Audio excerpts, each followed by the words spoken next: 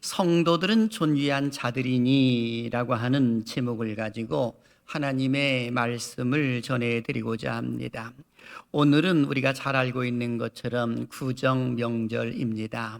아마도 사랑하는 사람들을 만나고 기쁨과 그리고 즐거움의 시간들을 보내는 기간이 아닌가라는 생각을 해보게 됩니다. 사랑하는 사람들이 앉아있고 함께 모여있는 그 모습을 여러분 한번 생각해 보시길 바랍니다. 우리의 자녀들이 올망졸망 앉아있는 그 모습을 바라볼 때에 사랑하시는 여러분들은 어떤 모습으로 이름을 칭하고 싶습니까? 참으로 사랑하는 우리의 자녀들, 그리고 어버이들을 바라보실 때는 또 어떻게 보기를 원하십니까? 아마 모르긴 해도 소중한 분들 또는 귀인들이라고 이렇게 이름을 지을 듯 합니다.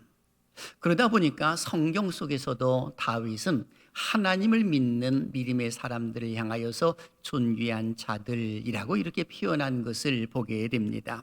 그래서 오늘 본문 속에서 다윗은 하나님의 택한 백성들, 무엇보다도 하나님의 부름받은 그 백성들을 바라보면서 존귀한 자들이라고 이렇게 표현하고 있는 것을 보게 됩니다. 오늘 보면 3절은 이렇게 기록을 합니다. 읽습니다. 시작. 땅에 있는 성도들은 존귀한 자들이니 나의 모든 즐거움이 그들에게 있도다. 아멘. 여기 보니까 성도들이라고 이렇게 표현되어 있습니다. 이 성도들은 하나님의 부름을 받은 구별된 자들을 일컬어 말해주고 있는 겁니다. 그런데 다윗은 이런 성도들을 바라볼 때에 존귀한 자들 그리고 나의 모든 즐거움이 그들에게 있도다. 이 말의 표현은 다윗이 이 하나님의 택한 백성들과 함께하기를 원하는 그런 모습이 여기에 들어가 있는 겁니다. 그래서 이게 존귀한 자들이라고 말했을 때에 이것을 원어적으로 보게 되면 아름답다 또는 힘이 있는 영광스러운 또는 귀인 등으로 표현되어 있는 겁니다. 이것이 복수로 되어 있기 때문에 아름다운 사람들 또는 힘이 있는 사람들, 영광스러운 사람들 또는 귀인들이라고 이렇게 표현을 하고 있는 겁니다. 그러니 사실 하나님의 택한 백성들을 향하여서 존귀한 자들이라고 말을 했을 때에 그들이 어떤 실수나 잘못이 없다라고 하는 이유가 아닌 것입니다. 비록 부족함도 있고 연약함도 있고 잘못도 있지만 그러나 하나님이 보실 때에도 역시 나는 그를 바라볼 때에도 존귀한 자들. 그러니 다윗이 그 성도들을 존귀하게 보는 것처럼 하나님도 그럼 어떻게 보시느냐? 바로 존귀한 자들로 보시더라라고 하는 겁니다. 조금 쉽게 이야기하게 되면 여러분 우리의 자녀들이 이 어떤 것을 좋아하는 게 있습니다. 인형을 좋아한다든지 아니면 장난감을 좋아한다든지 그러면 어머니 아버지가 그 장난감을 빼앗아 버립니까? 아니거든요. 그 아이가 소중히 여기는 것을 보면 그 어머니 아버지도 그걸 소중히 여기는 겁니다. 다윗도 여기 똑같은 모습을 가지고 있는 것이죠.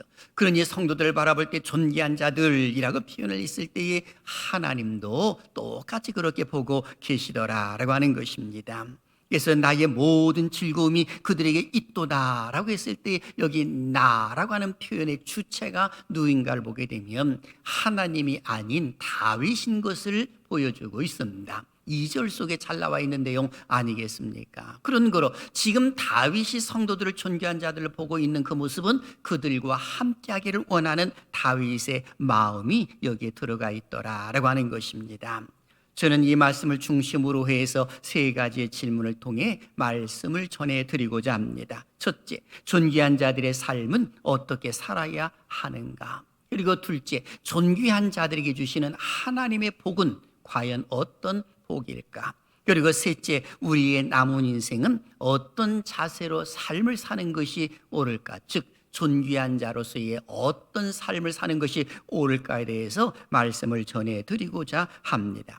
사실 세상에 살고 있는 사람들은 인정받기를 다 원하고 있지 않겠습니까? 학생은 학교에서 선생님께 인정을 받으려고 노력을 합니다. 높은 점수를 받으려고 하지요. 직장 생활 하시는 분들은 직장 상사에게 인정을 받아서 진급하기를 원하는 것 아니겠습니까? 그래서 세상에 살고 있는 모든 사람들은 나름대로 인정받으며 살기를 원하고 있는 겁니다. 그러다 보니까는 이 연예인들도 많은 인기를 누리면서 기쁨과 즐거움과 그리고 환희를 느끼는 그런 모습이 있지 않습니까? 하지만 세상적인 그 모든 즐거움은 한순간이라고 하는 그 사실을 우리는 잘 알고 있지 않습니까? 특히 연예인들 같은 경우에는 그 인기가 절정에 이르렀다가 쑥 빠져나가게 되면 딜레마에 빠지는 겁니다. 이러지도 못하고 저러지도 못하다가 갈등하고 우울증에 빠지는 경우도 있는 모습을 우리는 알고 있습니다. 그런데 이러한 사실을 다윗은 너무나도 잘 알고 있는 것입니다. 그러니 하나님을 떠난 것이 아닌 하나님이 바라보고 있는 성도들, 특히 하나님께서 불러주신 그 사람들은 참으로 존귀한 자들이다라고 이렇게 먼저 고백을 하고 있는 겁니다.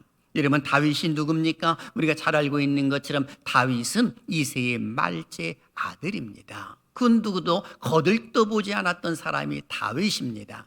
일개 양을 치고 있던 사람입니다. 그런데 그가 이 사무엘로부터 기름 부음을 받고 난 이후에 하나님의 종이 되었고 그리고 이스라엘의 성군이 되었다는 그 사실을 우리가 잘 알고 있는 것 아니겠습니까? 하지만 그에게도 큰 오점이 있었습니다. 그것은 바로 우리아의 아내 밧세바를 흠모한 모습이 그게 큰 오점인 것이죠. 그럼에도 불구하고 하나님께서는 이런 오점과 실수가 있음에도 불구하고 그 다윗을 특별히 사랑하셔서 이스라엘의 성군을 만들어 주셨음을 알려주고 있습니다. 그래서 다윗은 자기 자신이 이와 같은 사실을 경험했기 때문에 하나님께서 불러주신 성도들, 그들이 비록 부족한 부분이 있고 연약한 부분이 있고 잘못된 부분이 있어도 하나님께서 불러주신 그 자체만으로도 존귀한 자들이다 라고 하면서 인정을 해주는 그런 모습들이 일어나더라라고 하는 것입니다. 오늘 우리들도 똑같은 것입니다. 한 가정에서 아직도 예수 그리스도를 믿지 아니하는 사람들이 한자리에 모여 있었을 때에 그때 우리가 그들을 바라보고 있는 그 모습은 무엇이냐라고 했을 때에 마귀 사탄으로 보는 것이 아니라 머지않아서 하나님의 백성이 될 것을 믿음으로 고백을 하면서 존귀한 자들이라고 이렇게 인정을 해주면서 바라보는 것이 옳다라고 하는 것입니다. 이것이 하나님의 부름받은 성도들이 가져야 할 자세라고 말할 수도 있을 듯합니다. 자, 그러면 존귀한 자들은 어떻게 사는 것이 옳을까라고 하는 것입니다. 다윗은 세 가지로 기록을 해놓고 있습니다. 첫째, 진정한 복은 하나님이심을 알아야 한다라고 고백을 합니다.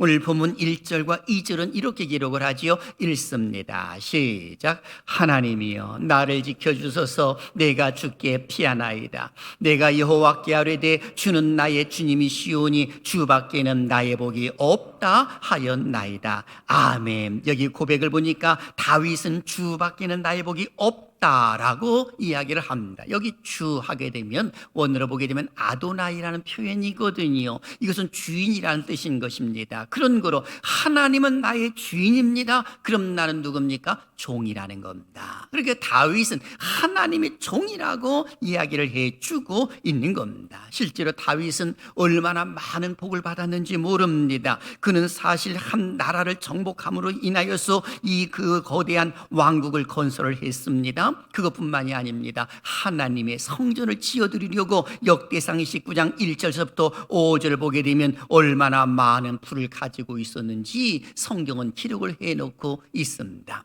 그런데도 이 많은 복을 받았던 다윗이 이렇게 그 복을 이야기하지 아니하고 진정한 복은 하나님이십니다 라고 이렇게 고백을 하고 있는 것입니다. 왜 이런 고백이 가능할까요? 바로 다윗은 지금 자기가 왕이 된 것이라든지 자기가 얻은 그 모든 분은 누가 주셨다는 것입니까? 하나님이 주셨습니다 라고 이렇게 고백을 하고 있는 것입니다. 그러니 양치기에 불과했던 다윗이 이제는 이스라엘의 성군이 되어가지고 그 모든 복을 누렸을 때 진정한 복은 이것이 아니라 하나님이십니다 라고 이렇게 고백을 하고 있는 겁니다. 사랑하신 여러분, 오늘 우리에게 있어서 진정한 복은 누구십니까? 하나님이신 줄로 믿습니다. 내 주변에 있는 내가 지위가 높아지고 내가 많은 부를 가지고 있는 것, 이것이 진정한 복이 아니라 그 복을 주신 하나님이 진정한 복이다라고 하는 것입니다. 그리고 두 번째는 하나님을 향한 올바른 신앙 고백을 해야 함을 고백을 합니다. 오늘 2절을 다시 한번 보십시오. 내가 여호와께 아뢰되 주는 나의 주님이시오니 주밖에는 나의 복이 없다 하였나이다 라고 기록하고 있습니다. 이 말씀 가운데서 아뢰되라고 하는 말씀을 주목해 보시길 바랍니다. 이 말씀은 고백을 했다는 것이거든요. 아뢰었다라고 표현해 주고 있습니다. 뭐라고요? 주는 나의 주님이시오니 주밖에는 나의 복이 없다. 이것을 겉으로 표현을 했다라고 이야기를 해주고 있는 겁니다. 여러분, 우리가 고백을 할 때에도 입술로의 고백이 상당히 중요한 것입니다. 특히 다윗 같은 경우에는 입술로만 고백하는 것이 아니라 그는 수금도 잘 탔습니다. 기억나시죠? 이 다윗이 수금을 탐으로 인하여서 악령이 떠나는 그런 모습들도 일어나지 않았겠습니까? 사무엘상 16장 23절을 보십시오. 하나님께서 부르시는 악령이 사울에게 이를 때에 다윗이 수금을 들고 와서 손으로 탄즉 사울이 상쾌하여 낫고 악령이 그에게서 떠나더라. 아멘. 그런 거로 오늘 우리는 이 성가대가 찬양을 부르고 또는 악기를 가지고 우리 관현악단이 연주하는 그런 모습 가운데 이 연주를 듣고 찬양을 듣고 있는 성도들의 마음이 상쾌해지고 어두운 영은 떠나가게 될 줄로 믿습니다. 이게 하나님의 은혜인 것이거든요. 그러니 지금 여기 다윗이 가지고 있는 그 재능과 달란트는 하나님이 주셨다는 그런 모습 가운데서의 고백 아니겠습니까? 그러니 입술로 고백을 하지요. 갖고 있는 재능을 가지고 하나님을 향한 고백이 있지요. 특히 우리가 잘 알고 있는 다윗을 보십시오. 골리앗 앞에 섰을 때에 이 칼과 단창으로 다가오는 골리앗을 향하여 다윗은 뭐라고 고백을 합니까? 나는 만군의 여호와의 이름으로 내게 가노라 라고 이것을 고백을 하잖아요. 입술로 다 고백을 하는 것입니다. 그리고 하나님을 믿는 믿음의 사람들은 이 고백이 중요한 것이죠. 그래서 로마서 10장 10절 사람이 마음으로 믿어 의에 이르고 입으로 시인하여 구원에 이르느니라. 아멘. 같이 읽을까요? 시작. 사람이 마음으로 믿어 의에 이르고 입으로 시인하여 구원에 이르느니라. 아멘. 마치 우리가 살아가면서 남자가 여자를 사랑하게 되면 마음으로만 사랑하면 안 되지요. 입술로 고백을 하지요. 나는 당신을 사랑합니다. 평생 당신의 인생을 책임지겠습니다 라고 고백을 할 때에 결혼을 해줄까 말까 하는 것이지 마음으로만 알겠지라고 하게 되면 어림도 없습니다. 고백을 해야 되는 겁니다. 그런 거로 결혼하기를 원하는 사람들은 배짱을 가져야 되는 겁니다. 이 한번 찔러보는 거죠. 나 당신 사랑합니다라고 말입니다. 그러면 상대방의 마음이 움직이면 결혼하는 것이고 아니면 얻어 터지는 겁니다. 그러니까 사실 우리의 이 고백이 얼마나 중요한 것인지 모릅니다. 그리고 세 번째 중요한 말씀이 나옵니다. 존귀한 자들은 이렇게 살아야 된다는 겁니다. 우리 우상의 이름을 입에 올리는 것조차 하지 말자라고 하는 것입니다. 바로 다윗이 고백을 합니다. 4절입니다. 큰 소리를 읽어봅니다. 시작. 다른 신에게 예물을 드리는 자는 괴로움이 더할 것이라. 나는 그들이 드리는 피의 전제를 드리지 아니하며 내 입술로 그 이름도 부르지 아니하리로다. 아멘. 다윗은 말합니다. 우상의 제사를 드리지 않는 것은 물론이거니와 입술로도 그 이름을 부르지 않겠다라고 이렇게 고백을 하고 있습니다. 이것은 다윗의 선언입니다. 실제로 다윗은 우상을 싫어하고 증오한 인물이지요. 블레셋 사람의 우상을 불로 사르면서 그의 그러한 믿음을 직접 실천했음을 이 역대상 14장 12절 이하에서는 기록을 해놓고 있습니다. 그러니까 그 우상을 보지도 않고 오히려 그것을 불살라버리는 그런 모습이 일어났더라라고 하는 것입니다. 이와 같은 모습은 다윗의 곧고 강직한 신앙을 엿볼 수 있는 모습을 우리에게 알려주고 있습니다. 우리가 살아가면서 우리의 전통적인 이런 신앙이 있지 않습니까? 불교와 무속 신앙이 주류를 이루었던 것을 우리는 잘 알고 있습니다. 그러다 보니까 이 나도 모르는 사이에 우리의 삶 속에 이와 같은 전통적인 신앙이 다 스며들어 있는 것을 우리는 알게 됩니다. 특히 무속 신앙은 그 영향력이 상당히 강합니다. 이 무속신앙 가운데에 손금이라든지 또는 궁합이라든지 태일 같은 것을 너무나도 자연스럽게 많은 사람들이 접목을 하고 있습니다. 대표적인 우상 숭배지요. 어떤 사람들은 소위 장난으로 손금을 보고 장난으로 점집에 가서 궁합을 본다고 하는 이야기를 들어본 바가 있습니다. 신문에 나오는 운세를 보면서 하루를 점치기도 합니다. 어떤 경우는 결혼을 한다거나 이사를 하는 날짜도 본다라고 말합니다. 그리고 말합니다. 장난이니까요 라고 말입니다. 그런데요, 이와 같은 모습은 바로 종교 혼합주의에 빠질 가능성이 있는 겁니다. 하나님은 이런 것들조차도 싫어하고 계시더라는 겁니다. 신문에 나와 있는 것을 바라보면서 운세를 바라보고, 어떤 경우는 무슨 카페 같은 데 가서도 궁합을 보면서 여러 가지 또 점을 치는 그런 장난 모습도 있는데, 그런 것도 하지 말아라 라고 하나님은 말씀해 주고 계시는 것입니다. 왜 그럴까요? 레위기 19장 31절 보십시오. 너희는 신접한 자와 박수를 믿지 말며 그들을 추종하여 스스로 더럽히지 말라. 나는 너희 하나님 여호와이니라 라고 기록하고 있습니다. 존귀한 자들이 스스로 자기 자신을 더럽힐 이유가 없는 것 아니겠습니까? 그런데 스스로 자기 자신을 더럽히는 그런 모습이 있어서는 안 된다라고 하는 것을 말씀해 드리고 있는 것입니다. 그렇습니다.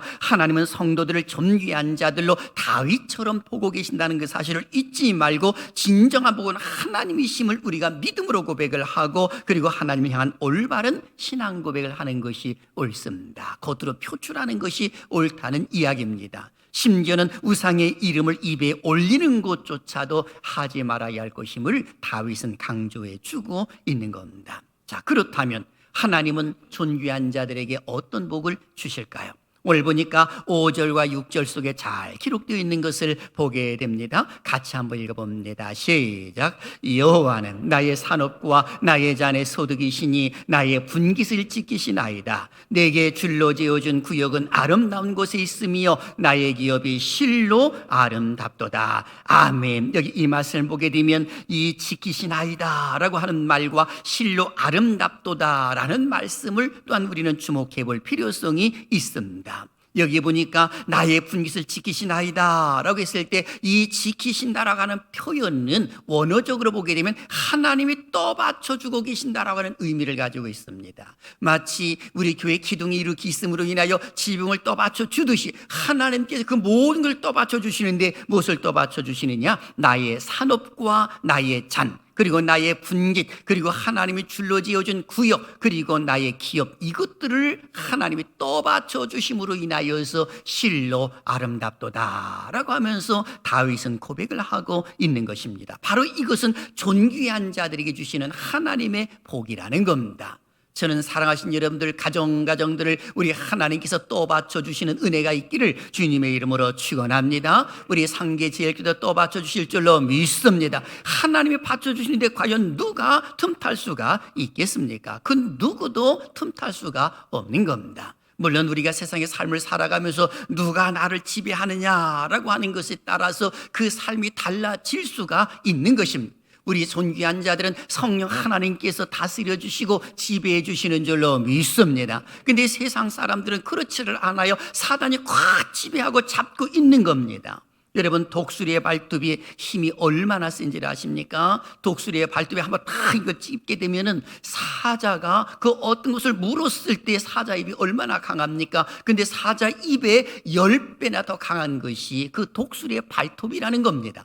그런데 독수리가 발톱으로 딱 어떤 것을 먹이를 딱 잡았을 때 놓지를 않는 것처럼 사탄도 지금 자기의 사람들을 놓치지 않고 있다고 하는 것을 우리는 염두에 두어야 하는 겁니다. 그런 존귀한 자들은 지금 사탄의 지배를 받고 있는 우리 사랑하는 사람들이 있다면 우리는 그것을 무서워할 이유가 없는 거죠. 예수 그리스도의 이름으로 그 결박은 풀어지게 되는 줄로 믿습니다. 그러니까 하나님께서 떠받쳐 주시는 기업을 내가 소중히 여기면 하나님도 소중히 여긴다니까요. 내 남편 믿지 않는다라고 해서 내치는 것이 아니라 소중히 여길 줄 알아야 되는 겁니다. 그리고 우리의 가족들, 우리 어버이들도 내치는 것이 아니라 아직 아직도 믿지 않지만은 내가 소중히 여기면 하나님께서도 존귀한 자들로 여겨주심으로 인하여 그를 사로잡고 있는 어두운 영 일곱 길로 도망가도록 이끌어 주실 줄로 믿습니다. 왜 그런지 아십니까? 하나님께서 우리를 기업 삼아 주셨기 때문에 그런 것입니다. 그래서 에스겔서 44장 18절 이렇게 기록하지요. 그들에게는 기업이 있으리니 내가 곧 그 기업이라. 너희는 이스라엘 가운데에서 그들에게 산업을 주지 말라라고 하시면서 레위인들에게 하시는 그 말씀이 우리 기독교인 모두에게 하시는 말씀 아니겠습니까? 그러면서 하반절 말씀하지요. 내가 그 산업이 됨이라 라고 말입니다. 그런 거로 오늘 우리는 자부심을 가지고 살 필요성이 있습니다. 존귀한 자들은 누가 지켜주시느냐? 하나님이 지켜주시는 줄로 믿습니다. 우리가 사랑하는 것 하나님께서 아껴주실 줄로 믿습니다. 바로 이것이 하나님의 복이에요. 그런 거로 사랑하신 여러분, 나의 인생을 어떻게 사는 것이 옳을까라고 하는 겁니다. 다른 것보다도 존귀한 자로 사는 것이 옳다라고 하는 것입니다. 그러면 존귀한 자로서의 우리의 남은 인생을 어떻게 사는 것이 옳을까라고 하는 것입니다. 두 가지입니다. 첫째, 하나님이 정해주신 구역 안에서 살자라고 하는 것입니다. 오늘 여기 성경 보니까 6절을 다시 한번 보십시오. 읽습니다. 시작. 내게 줄로 지어준 구역은 아름다운 곳에 있으며 나의 기업이 실로 아름답도다. 아멘. 여기 보니까 내게 줄로 지어준 구역은 아름다운 곳에 있으며 그 아름다운 곳이 어디일 것 같습니까? 예루살렘이요 곧 이스라엘 백성들의 가나안 땅을 일컬어 말해주고 있는 겁니다. 특히 여호수아 시대 때에 그야말로 이스라엘 백성들의 가나안 땅에 들어갔을 때 줄로 지어준 구역에 각 지파별로 다 있지 않겠습니까? 그것이 아름답다라는 겁니다. 하나님이 정해놓으신 것이 아름답다라고 강조를 해주고 있는 겁니다. 마치 우리의 가정 속에서도 하나님께서 줄로 지어준 구역이 있습니다. 가정이라고 하는 그 구역을 하나님이 줄로 지어주었고요, 직장과 사업이라고 하는 것을 하나님 줄로 지어준 것입니다. 교회라고 하는 것을 줄로 지어준 구역이죠. 그러니 그것이 아름답다라고 이렇게 표현을 해주고 있는 겁니다. 그런데 그 줄로 지어준 구역을 벗어났을 때에 과연 어떤 모습이 일어날 것이냐라고 했을 때 좋은 모습이 일어날 수가 없는 겁니다. 마치 물고기가 물을 떠나게 되면 그것이 구역을 벗어난 것이거든요. 그럼 물고기가 살 수가 있겠습니까? 살 수가 없는 것입니다.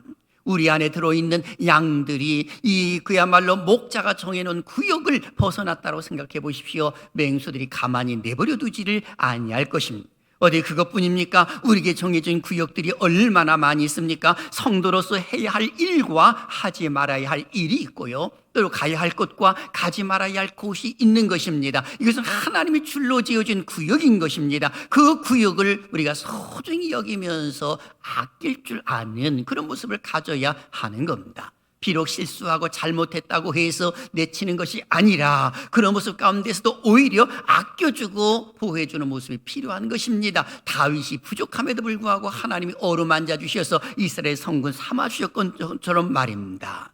그런 거로 오늘 우리는 하나님이 정해주신 구역 벗어나지 말고요, 그리고 두 번째는 하나님을 송축하는 삶을 살아야 하는 것입니다. 7절을 다시 한번 우리 읽습니다. 시작. 나를 훈계하신 여호와를 송축할지라 밤마다 내 양심이 나를 교훈하도다. 아멘. 여기 보니까 다윗은 이렇게 고백을 하는 겁니다. 나를 훈계하신 여호와를 송축할지라 라고 고백합니다. 여러분, 훈계라고 하는 것이 무엇입니까? 훈계는 잘못하지 않도록 타일로서 주의를 주는 것이 훈계거든요. 그런데 이 훈계를 받을 때 사람들은 기분이 참 묘합니다. 어떤 사람은 이 훈계를 받을 때에 받는 사람이 있는 반면에 이 훈계를 거부하는 사람들도 있는 것 아니겠습니까? 그런데 다윗은 이 훈계를 주시는 그 하나님을 송축한다라고 고백을 하고 있습니다. 실제로 하나님께서는 아브라함을 훈계할 때에도 창세기 17장을 보게 되면 너는 완전하라 하시면서 할례를 행하라고 명을 내리십니다.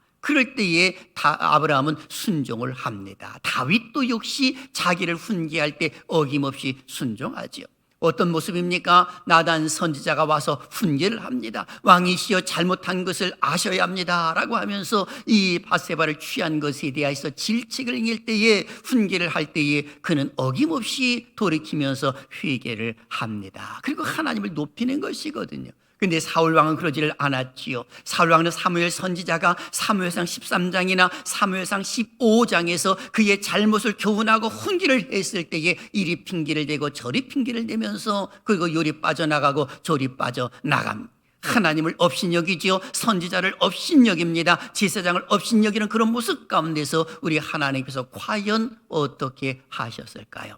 그를 패해버리시고 만 것입니다. 만일 사랑하신 여러분들을 향하여서 여기 서 있는 종이 훈계를 한다면 여러분들은 과연 어떻게 받으실 것 같습니까? 어떤 사람들은 아멘 하면서 하나님 감사합니다 하면서 송축하는 모습이 있는 사람도 있겠지만 어떤 사람들은 나를 미워하시는구나 라고 하면서 시험들 사람들도 있음을 우리는 알게 됩니다. 그럼에도 불구하고 말씀으로 훈계를 받으면 아멘 해야 될 줄로 믿습니다. 다시 한번 말씀으로 훈계 받으면 아멘 해야 될 줄로 믿습니다. 왜 그렇습니까? 히브리서 13장 17절 때문에 그런 것입니다. 읽어보지요. 시작. 너희를 인도하는 자들에게 순종하고 복종하라. 그들은 너희 영혼을 위하여 경성하기를 자신들이 청산할 자인 것 같이 하느니라. 그들로 하여금 즐거움으로 이것을 하게 하고 근심으로 하게 하지 말라. 그렇지 않으면 너희에게 유익이 없느니라. 아멘. 그런 거로 훈계를 받는 그 순간에 하나님을 높이는 삶, 이것이 무엇보다도 중요한 것입니다. 그렇습니다. 우리는 존귀한 자들이죠. 서로를 귀중하게 볼 수 있는 안목을 갖고 있어야 합니다. 그리고 우리의 삶은 하나님이 정해주신 구역 안에서 머물러 살려고 노력을 해야 하고, 그리고 하나님을 송축하는 삶을 살려고 끊임없이 노력하는 것이 옳습니다. 그러면 우리 하나님께서는 명절을 맞이해서 한자리에 다 모여 있을 때 내가 소중히 여기는 사람 하나님께서 주의 깊게 보실 것입니다. 그리고 나를 미워하는 사람, 그 사람들을 향하여서는 하나님께서 또 다른 모습으로 또는 봉하시는 경우도 있다고 하는 것을 우리는 잊어서는 안 된다라고 하는 겁니다. 그런 거로 우리의 남은 인생 그냥 살지 말고 하나님이 기뻐하시는 삶을 살아드리는 것이 옳다라고 하는 것입니다. 남은 인생 어떻게 살기를 원하십니까? 어느 학자의 이야기를 들어보니까 이근우 정신과 박사님께서 죽음을 앞두고 있는 환자들에게 다시금 태어난다면 어떻게 살기를 원하십니까? 라고 해서 설문조사를 했습니다. 그것도 주관식으로 설문조사를 한 것입니다. 그런데 임종을 앞두고 있는 사람들이 공통적으로 많이 기록한 것이 있는데 3가지였다는 겁니다. 첫째는 하고 싶은 것 하고 살자. 두 번째는 맺힌 것 풀며 살자. 세 번째는 베풀며 살자였다는 것입니다. 그렇다면 이 말씀을 우리는 임종 직전에 할 것이 아니라 살아있을 때에 우리가 좀 더 이렇게 살면 어떨까, 하고 싶은 것 마음껏 하면서 살되 이 하나님이 정해주신 그 기업 안에서, 그 구역 안에서 열심히 사는 것이고, 그리고 많은 사람들을 향하여서 맺힌 것이 있다고 한다면, 특히 가족 간에 또는 성도들 간에 이웃 간에 맺힌 것이 있다고 한다면 그것을 풀면서 살고 그리고 베풀면서 사는 것이 얼마나 아름다운가라고 하는 것입니다. 사랑하시는 여러분, 우리는 누굽니까? 존귀한 자들입니다. 한번 따라 하십니다. 나는 존귀한 자입니다. 왜 존귀한 자입니까? 너희는 택하신 족속이요 왕같은 제사장들이요 거룩한 나라요 그의 소유된 백성이기 때문에 존귀한 자들입니다. 하나님 오실 때 너무너무 소중한 자들로 우리를 바라보고 계신다는 사실을 알고 계십니까? 기억나시죠? 이사야 62장 4절에 헵시바라고 뷸라라고 표현해주고 있습니다. 나의 기쁨이 너에게 있다라고 표현하시고 너는 나와 결혼한 자다라고 표현해주고 있는 것 아니겠습니까? 즉 하나님께서 너는 나의 기쁨이다, 나의 신부다 라고 이렇게 말씀해주고 있는 겁니다. 그 정도 우리는 소중한 자인 것을 잊어서는 안 됩니다. 그 하나님께서 우리나라 고유의 명절 설을 맞이해서 하나님이 정해주신 가정 그리고 우리의 자녀들 하나님께서 지켜주실 줄로 믿습니다. 보호해 주실 줄로 믿습니다. 시편 127편 1절을 결론으로 읽겠습니다. 시작. 여호와께서 집을 세우지 아니하시면 세우는 자의 수고가 헛되며 여호와께서 성을 지키지 아니하시면 파수꾼의 깨어있음이 헛되도다. 아멘. 이 은혜를 가슴에 담고 복된 명절 맞이하고 또한 남은 인생 살아가시기를 주님의 이름으로 축원합니다.